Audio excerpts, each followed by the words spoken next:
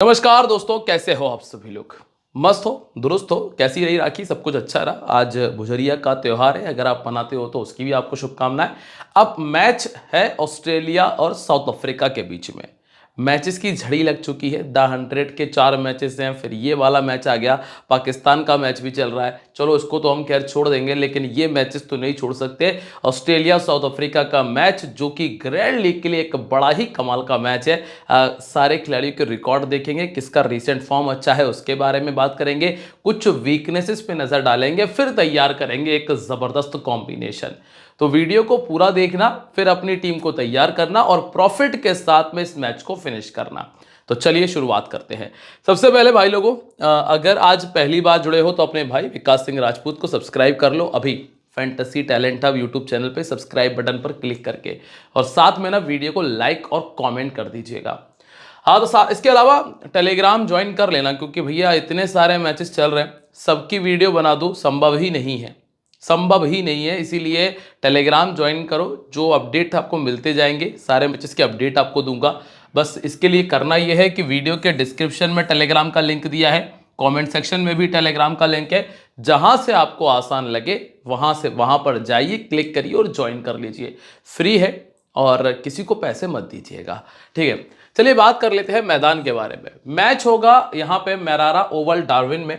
इस मैदान के ऊपर ना अभी तक कोई अंतर्राष्ट्रीय मैच नहीं खेला गया। कोई भी T20 का अंतर्राष्ट्रीय मैच इस मैदान पर नहीं खेला गया। बिल्कुल नया और फ्रेश विकेट आपको देखने मिल जाएगा। नया और फ्रेश विकेट देखने मिलेगा, इसका अपडेट मैं आपको दूंगा टेलीग्राम पे, क्योंकि अभी पिच रिपोर्ट अवेलेबल नहीं है। जैसे ही पिच रिपोर्ट आएगी ना, वैसे ही छपाक से आपको टेलीग्राम पे दे दूंगा और बता दूंगा कि किस तरह से विकेट काम करेगा। ज्यादातर ऑस्ट्रेलिया के अंदर जो विकेट तैयार होते हैं वो होते हैं ड्रॉप एंड डाउन, मतलब तैयार कहीं होते हैं, लाकर सेट कर दिया जाता है, उनको इस्तेमाल किया जाता है। ऐसे विकेट नॉर्मली फास्ट बॉलर्स को ज्यादा मदद करते हैं और बल्लेबाजों की भी बल्ले बल्ले रहती है। तो ये मान के चलिएगा कि बल्लेबाज और जो है फास्ट बॉलर, स्विंग गेंदबाज आपको ज्यादा अच्छा करके दे सकते हैं। साउथ अफ्रीका ऑस्ट्रेलिया के अगर हम पिछले 2 मैचेस की चर्चा करें, ओवरऑल अगर देखेंगे तो ऑस्ट्रेलिया आगे है, लगभग 17 मैचेस को विन कर चुकी है। और ये वाला मैच भी चांसेस बहुत हाई हैं कि ऑस्ट्रेलिया ही इस मैच को निकाल दे, ठीक है। साउथ अफ्रीका ने 190 बनाया था जब पिछली बार ऑस्ट्रेलिया के सामने आई थी, और ऑस्ट्रेलिया ने उसे 191 बनाकर हरा लिया था। डी फेरारिया जिसने 48 का स्कोर किया, ठीक है। रेजा हेनरिक्स का 42 था, एडन मार्कराम के 40 थे, कोएत्जी के 2 विकेट थे और बी फॉर्च्यून के भी 2 विकेट थे। और यहां पर आप देखिए, ट्रेविस हेड लेफ्ट हैंड बल्लेबाज open 91, Josh Inglis right hand बल्लेबाज 42, मिडिल ऑर्डर का player. Sean Abbott right arm medium को 4 विकेट मिले थे, Marcus Stoinis right arm medium को 2 विकेट मिले थे साउथ अफ्रीका के सामने। और यहां से भी ये एडन मार्कराम मिडिल ऑर्डर खेलते हैं, डी फेरारिया थोड़ा नीचे खेलते हैं और रेजा हेनरिक्स ओपन करते थे। अब यहां पर एक और मैच है जिसमें एडन मार्कराम ने ही स्कोर किया, टेम्बा बबूमा ने स्कोर किया, ये वन डाउन बैटिंग करने आते हैं। फिर आपको मिलते हैं मिचेल मार्श जिन्होंने 79 का स्कोर किया। मैथ्यू शॉट ओपन करते हैं, नंबर 3 बैटिंग कर लेते हैं, 66 का स्कोर है। फिर से right arm medium Nathan Ellis को 3 विकेट, फिर से Sean Abbott right arm medium को 3 विकेट। साउथ अफ्रीका के जो बल्लेबाज हैं उन्होंने राइट आर्म मीडियम को ही भर भर के विकेट दे दिए पहले भी। अब अगर हम ऑस्ट्रेलिया की चर्चा कर लें तो ओपन करने आ रहे हैं हेड, साथ में है मार्श, फिर इंग्लिश, ग्रीन, मैक्सवेल ऑन, इसके बाद टिम डेविड। यहां तक बल्लेबाजी, और अभी रिसेंटली टिम डेविड ने नंबर 6 नंबर 7 पर आकर भी 100 बना दिया था, अगर आपको याद हो तो अभी हाल ही का मैच है। Ben Dwarshuis number 8, Adam Zampa 9, Josh Hazlewood 10 और नेथन एलिस आपको 11वें नंबर पर मिल जाते हैं। नई गेंद के साथ में शुरुआत करेंगे बेन वार्शिश और साथ में रहेंगे जॉश हेजलवुड। ये दोनों नई बॉल से बॉलिंग करेंगे। फिर आपको मिडिल ओवर्स में एडम जाम्पा मिल जाएंगे, नेथन एलिस मिलेंगे, Mitchell on, Maxwell green. Bowling option इनके पास में भरपूर है, बॉलिंग ऑप्शन की कोई भी कमी नहीं है। हाँ, एक चीज़ है कि अगर बाई चांस ऐसा होता है कि टीम में कोई फेरबदल होगा तो उस जो भी नया खिलाड़ी आएगा उसका रिकॉर्ड मैं आपको टेलीग्राम पे शेयर कर दूंगा। इस मैदान के ऊपर अभी तक कोई मैच खेला नहीं गया, तो वेन्यू रिकॉर्ड होना तो संभव ही नहीं है, इसीलिए वेन्यू का रिकॉर्ड भी नहीं है। अब आप सीधे आ जाइए ट्रेविस हेड की तरफ।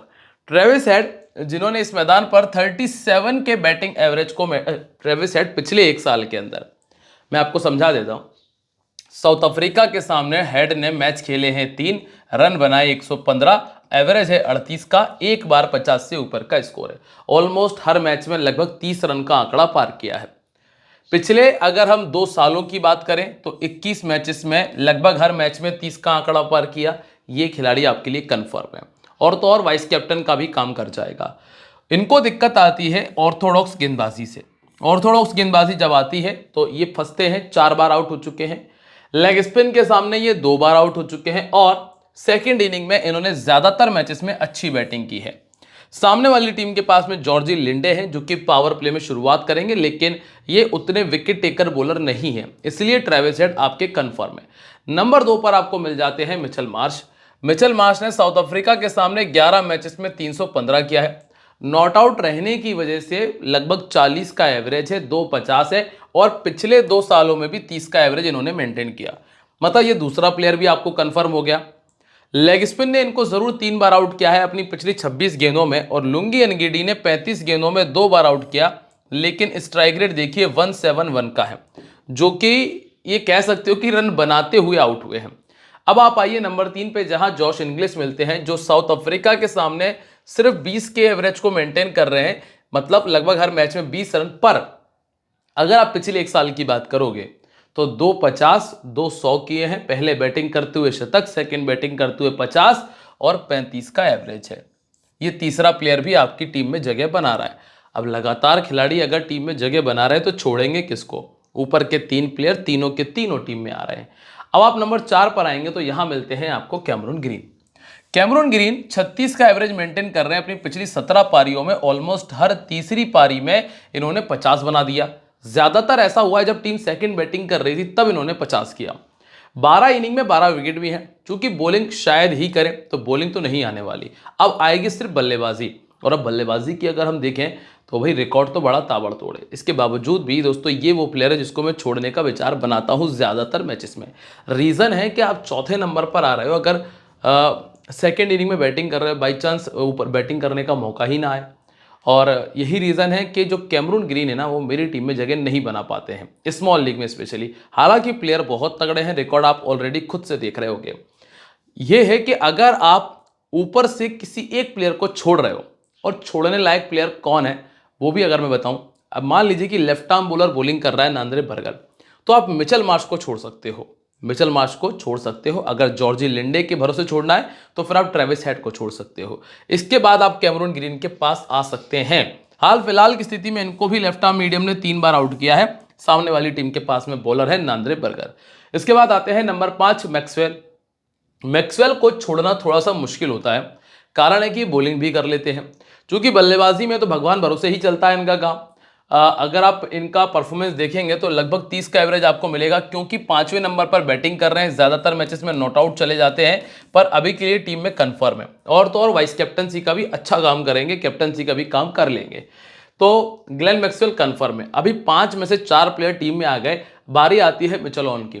पिछला जो भी सीरीज निकली है ना, वहां मिचेल ऑन ने अच्छा काम किया था, क्योंकि टॉप ऑर्डर नहीं चल रहा था। टॉप ऑर्डर नहीं चल रहा था, ज्यादातर परफॉर्मेंस आया था लोअर ऑर्डर से, जहां पे मिचेल ऑन ने स्कोर किया था। एक मैच में 50 बनाया, एक मैच में विकेट भी निकाला था इन्होंने। पर अभी के लिए स्मॉल लीग में फिर भी ये टीम में नहीं रख पाएंगे हम इनको। इनका सिलेक्शन परसेंटेज 34 के आसपास आपको मिल जाएगा। तो ये मेरी स्मॉल लीग की टीम में नहीं है। कारण सिर्फ इतना सा है कि दोस्तों इतना बड़ा रिस्क नहीं लिया जा सकता कि आप ऊपर के जो बेहतर प्लेयर्स को ड्रॉप करके आप मिचेल ऑन पर आ जाओ, रिस्क लेकर कि 7वें नंबर पर बैटिंग आ जाएगी और बॉलिंग भी कर लेंगे। तो ये रिस्क स्मॉल लीग में तो नहीं ले पाएंगे। ये रिस्क ओनली लिया जा सकता है तो सिर्फ जीएल के अंदर। अब इसके बाद है टिम डेविड। वही स्थिति है जो मिचेल ऑन के लिए हमने बोला था। ये तो फिर भी सिर्फ बैटिंग करते हैं। मिचेल ऑन तो बैटिंग और बॉलिंग दोनों करते हैं, उसके बावजूद भी हम उन पर रिस्क नहीं ले पा रहे। तो ये तो और भी ज्यादा नीचे, चूंकि इन्होंने अभी हाल ही में 100 बनाया था। ये जो 102 रनों का स्कोर है इनका पिछली सीरीज में ही आया है। पर ऐसा तभी मुमकिन है जब टॉप ऑर्डर बिल्कुल ना काम करे। ठीक है, अब आते हैं बेन डोआर्सिस पे। बेन डोआर्सिस एक कमाल का बॉलर है। अगर टीम पहले बॉलिंग कर रही है ना तो इसको रख लेना, यह आपके लिए डिफरेंशियल का काम कर जाएगा। मात्र 32% लोगों ने रखा है। इसके बावजूद भी ये मेरी टीम में है, क्योंकि ये स्विंग बॉलर है और ये विकेट निकालने में सक्षम है। पावर प्ले के अंदर आपको आराम से विकेट देगा। सामने वाली टीम के ओपनर जो है ना, जिसमें प्रेटोरियस हैं, रिकल्टन है, थोड़ा सा फंस सकते हैं इनके आगे। पहले बॉलिंग करते हुए इन्होंने 13 विकेट निकाले हैं। इसके बाद एडम जाम्पा, ये तो हमेशा से विकेट टेकर बॉलर रहा है। कम से कम 1 विकेट आपको इनसे मिल जाएगा। तो एडम जाम्पा तो टीम में रहना ही जरूरी है। तो ये 2 बॉलर मेरी टीम में आ गए। अब अगर आप रिकॉर्ड देखेंगे तो जॉश हेजलवुड नजर आएंगे, जिसका 87 का सिलेक्शन परसेंटेज है और 35 विकेट इन्होंने निकाले हुए हैं।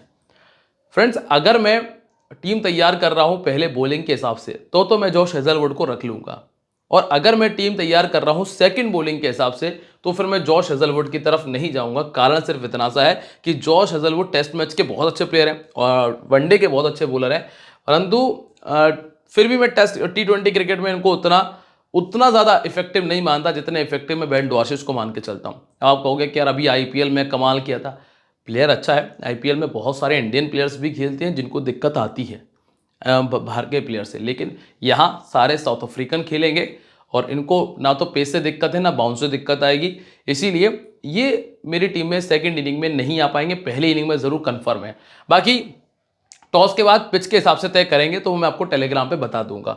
नेथन एलिस की अगर हम चर्चा करें तो इन्होंने 20 इनिंग में 23 विकेट निकाले हैं। ये पहली इनिंग का बहुत अच्छा बॉलर है क्योंकि डेथ ओवर में गेंदबाजी करता है। अभी हाल पिछले कुछ दिनों से जरूर उतना इफेक्टिव नहीं रहे, जब नए नए आए थे तब बहुत अच्छी गेंदबाजी चल रही थी, तब बहुत अच्छे वेरिएशन का यूज कर रहे थे। अब बात करेंगे हम साउथ अफ्रीका के बारे में। Dre Pretorius, Rickelton, Rassie van der Dussen, इसके बाद Markram, Dewald Brevis, Stubbs, Linde, Corbin, Kagiso, Lungi और नांद्रे बर्गर। अभी जो टीम खेल रही थी जिम्बाब्वे के सामने, वहाँ कुछ कमज़ोर प्लेयर थे, कुछ बड़े प्लेयर के नाम आपको नज़र नहीं आ रहे थे, लेकिन अब स्टब्स वापस आ गए हैं, मार्कराम आ गए हैं, इसके अलावा रिकल्टन की वापसी हुई है, तो बहुत सारे चेंजेस हैं। नई गेंद के साथ में लुंगी एनगीडी और नांद्रे बर्गर मिलेंगे, रबाडा मिलेंगे, और डेथ ओवर में आपको लुंगी एनगीडी और रबाडा मिल जाएंगे। अब आते हैं हम सीधा प्लेयर्स पे। रेयान रिकल्टन, इनका बैटिंग एवरेज है 20 का, लेकिन अभी जो MI के साथ में बैटिंग की है वो ज़्यादा अच्छी रही है इनकी।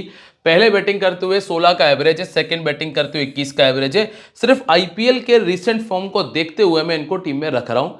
बाकी 80% सिलेक्शन है, तो क्योंकि ज़्यादातर लोगों ने अभी अभी नाम सुना, तो मैं आपको एक बात बताऊँ, ज़्यादातर लोग टीम में रखते हैं क्या सोचकर कि अभी अभी नाम सुन रहा है, नाम चल रहा है, इस खिलाड़ी को पटक लो। ऐसा काम नहीं है। वैसे इनको बेन डॉर्सेट परेशान करेंगे, लेफ्ट आर्म बॉलर। इसके बाद है प्रेटोरियस, ये बहुत ही कमाल का प्लेयर है, बहुत ही कमाल का बल्लेबाज है, बस चल नहीं रहा है, वो एक अलग सिचुएशन है। 17-10% लोगों ने रखा है, पर मैं आपको बताऊंगा कि आप एकाधिक टीम में ग्रैंड लीग में इनको वाइस कैप्टन ट्राई करना, क्योंकि बैटिंग बहुत ही अच्छी करता है। लड़का नया लड़का है बिल्कुल। इसके बाद है दसन, टेक्निकली स्ट्रॉन्ग है, 25 का एवरेज है, 4 बार 50 से ऊपर का स्कोर हुआ है टोटल। सेकंड इनिंग में 350 है। अगर टॉप ऑर्डर के 2 विकेट जल्दी चले जाएं तो फिर आप इनसे ही उम्मीद कर पाओगे। हालांकि ऑस्ट्रेलिया के सामने 6 मैचेस में 96 रन है। लेफ्ट आर्म भी परेशान कर रहा है, राइट आर्म भी परेशान कर रहा है, ऑफ स्पिन भी दिक्कत दे रही है। तो अच्छा यही है कि आप स्टब्स की तरफ देख लो या फिर एडन मार्कराम की तरफ चले जाओ। एडन मार्कराम ने अपने T20 क्रिकेट में बहुत बहुत ज़्यादा सुधार किया है, जो हमने IPL में देखा भी। उसके पहले तक बहुत ही गंदा T20 क्रिकेट चल रहा था, क्योंकि आप उनका अगर रिकॉर्ड देखेंगे अंतर्राष्ट्रीय तो सिर्फ 16 का एवरेज है, और ये IPL से पहले का है। IPL में बहुत अच्छा खेला है, ओपन कर रहे थे, 12 पारी 3 विकेट इनके पास है। पहले बॉलिंग करते हुए 2 विकेट निकाले हैं, बॉलिंग कर लेते हैं। अभी के लिए एडन मार्कराम ज़्यादातर लोगों के वाइस कैप्टन भी हैं, और हमारी तो टीम में कम से कम जगह बना ही रहे। इनको लेफ्ट आर्म और लेग स्पिन परेशान करती है। इसके बाद डिवॉल्ट ब्रेविस है। डिवॉल्ट ब्रेविस 23 का एवरेज है दोस्तों, ये उतने भरोसेमंद प्लेयर नहीं है, हालांकि बैटिंग कर लेते हैं। फिर आता है स्टब्स, सबसे सबसे सबसे कमाल का प्लेयर मिडिल ऑर्डर में। इनसे अच्छा प्लेयर अभी वर्तमान में मिडिल ऑर्डर में आपको मिलेगा नहीं, जिस पर आप आंख बंद करके भरोसा कर सकते हो। स्टब्स का सिलेक्शन परसेंटेज मात्र 24 का है, लेकिन ये फायदेमंद प्लेयर है, इसको मैं लेने वाला हूं। 29 का बैटिंग एवरेज, 250 है। राइट आर्म ऑफ स्पिन इनको थोड़ी परेशानियां करती है, दोनों इनिंग्स में इनका रिकॉर्ड अच्छा है। अब अगला नाम है यहाँ पे George Linde. George Linde 1 wicket कम से कम निकाल जाएंगे, कम से कम 1 विकेट निकालेंगे ही निकालेंगे। बस अगर स्पिन ट्रैक हुआ तो फायदा होगा, बैटिंग कर लेते हैं, तो ये खिलाड़ी आपके लिए एक अच्छा ऑप्शन बन सकता है। पर मैं गया हूं कॉर्बिन बॉश के साथ में, जिन्होंने रिसेंटली अच्छी बैटिंग और अच्छी बॉलिंग दोनों की थी। 4 इनिंग में 2 विकेट इनके पास है, 3 इनिंग में 34 रन बनाए हैं। हाल फिलहाल में जो सीरीज चली थी उसमें इन्होंने अच्छा परफॉर्मेंस किया था। इसके बाद है कगिसो रबाडा, 25 इनिंग में 22 विकेट इनके पास हैं, उतना बेहतर फॉर्म नजर नहीं आएगा आपको।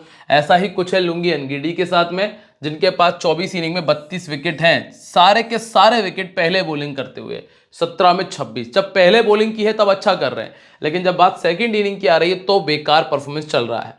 और इसके बाद है नांद्रे बर्गर, 5 इनिंग में 4 विकेट ये निकाल चुके हैं। अब अगर कैप्टन वाइस कैप्टनसी की चर्चा करें ना, तो ट्रेविस हेड, ग्लेन मैक्सवेल और एडन मार्करम, ये वो कॉमन चॉइसेस हैं जो ज्यादातर लोग ट्राई करने वाले हैं। लेकिन अगर आप ग्रैंड लीग की तरफ जाओगे ना, तब आपको देखना ये है, या तो आप जॉश इंग्लिश को ट्राई करें वाइस कैप्टन के तौर पे, वाइस कैप्टन के तौर पे आप स्टब्स को रख सकते हो, और वाइस कैप्टन और कैप्टन के तौर पे आप बेन डुआर्सिस को ट्राई कर सकते हैं। अब टीम कॉम्बिनेशन देख लेते हैं। देखिए, Josh Inglis, Mitchell Marsh, Travis head, ये छोड़ने से मैं रहा। ट्रस्टिन स्टब्स को भी मैं लेने ही वाला हूं। मैक्सवेल मेरी टीम में रहेंगे, जाम्पा रहेंगे, डुआर्सिस रहेंगे। अब छोड़ने वाले जो प्लेयर बच रहे ना, उसमें रबाडा, बोश और रिकल्टन है। ये 3 प्लेयर है जिनको आप रिप्लेस कर सकते हो। एडन मार्करम हाल फिलहाल में हमारे वाइस कैप्टन है, लेकिन टॉस तय करेगा कि वाइस कैप्टन किसको बनाना है, तो इसके लिए आपको मेरे साथ में टेलीग्राम पे रहना पड़ेगा। टेलीग्राम का जो लिंक है वो मैंने डिस्क्रिप्शन कमेंट सेक्शन में दिया है, तो जाकर ज्वाइन कर लो, फ्री है, किसी को पैसे वैसे नहीं देना। और यहाँ पर अगर एक चीज देखो, चेंजेस जो पॉसिबल है उसमें कैमरून ग्रीन का है, जॉश हेजलवुड का है और रेसिस वेंडरदसन का है। ये 3 प्लेयर ऐसे हैं जो टीमों में इस टीम के अंदर आ सकते हैं। आने के लिए जो मैंने आपको रिप्लेसमेंट बताया है, जिसमें रबाडा, कॉश और रैन निकल्टन है, और एक जॉर्जी लिंडे को भी ऐड कर ही लो। चलो, जॉर्जी लिंडे, ये 4 प्लेयर ऐसे हैं जिनको आप लेके आ सकते हो। टोटल मैंने 15 प्लेयर के नाम आपको बताए हैं 22-23 प्लेयर में से। तो 23 में से 15, और जिनमें से भी कुछ तो बिल्कुल कंफर्म है, जैसे इंग्लिश है, हेड है, मैक्सवेल, जंपा, डुआर्सिस, स्टब्स, ये तो ऑलमोस्ट कंफर्म प्लेयर हैं। बाकी प्लेयरों को आप रिप्लेस कर सकते हो। तो उम्मीद यही करूंगा कि आपको समझ में आया होगा जो मैंने आपको बताया है। बस आप लोग वीडियो को लाइक, कमेंट और शेयर कर देंगे तो मुझे भी अच्छा लगेगा। टेलीग्राम ज्वाइन कर लेना, और ध्यान रखिएगा भैया, this game may be habit forming और financially risky, so please play responsibly. मिलते रहेंगे आप लोगों से अपनी अगली वीडियो में, तब तक के लिए बाय, जय हिंद, जय महाकाल।